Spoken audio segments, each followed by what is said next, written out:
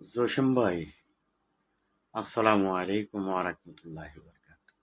হয়তো আপনি আমাদের ভালোবাসেন না, কিন্তু আমরা আপনাদের অন্তরের অন্তরস্থলে থেকে ভালোবাসি।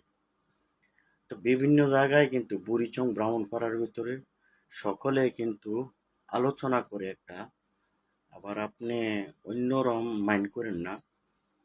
আমাদের এমপি সাহেব কি শুধু বর্ডার সাইডে এক জায়গার ভিতরে কি রাত্রে 12টার দিকে 1টার দিকে কি ওইখানে মাদক শুধু বেচে, আর অন্য কোথাও কিন্তু মাদক বেচে না?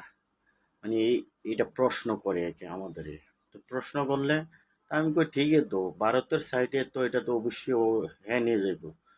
তো বুড়িচং ব্রাহ্মণপাড়ার ভিতরে এমন কোনো এলাকা বাদ নাই, গ্রাম বাদ নাই, সব এলাকার ভিতরে মাদক চলে।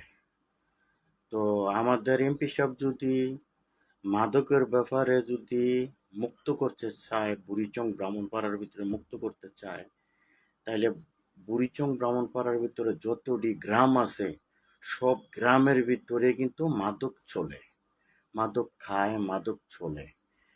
তো মেইন মেইন যেটি আছে ওইগুলো যদি জসিম ভাই বইলা দেয় কারোর মারফতে, বা নেতারা যারা আছে তাদের যদি করার নির্দেশ দেয়, তাইলে মেইন মেইন যেগুলো আছে এগুলা কিন্তু থানার ভিতরে ফোন দিলে পুলিশ অবশ্যই ধরে নিয়ে যাবে।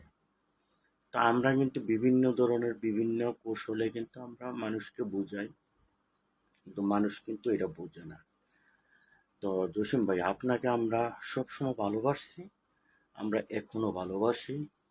আপনাকে কেউ কিছু বললে আমাদের মনের ভিতরে কষ্ট লাগে, কারণ আমরা 17 না, আপনার 29 বছর ধরে আমরা আপনার সাথে এক আপনার সাথে এক যুগে আমরা কাজ করছি। আপনি যেই নির্দেশনা দিচ্ছেন আমরা এটাই কাজ করছি। কিন্তু মাঝে মধ্যে আমি কিছু কথা তুলে ধরি, আপনি কিন্তু রাগ করেন না। ওইটা আমি তুলি, এটা আমার মনের একটা কষ্টের থেকে কিন্তু আমি তুলে রেখে। তো ভালো থাকবেন। ওকে, আসসালামু আলাইকুম ওয়া রাহমাতুল্লাহি ওয়া বারাকাতুহু। রাগ করবেন না।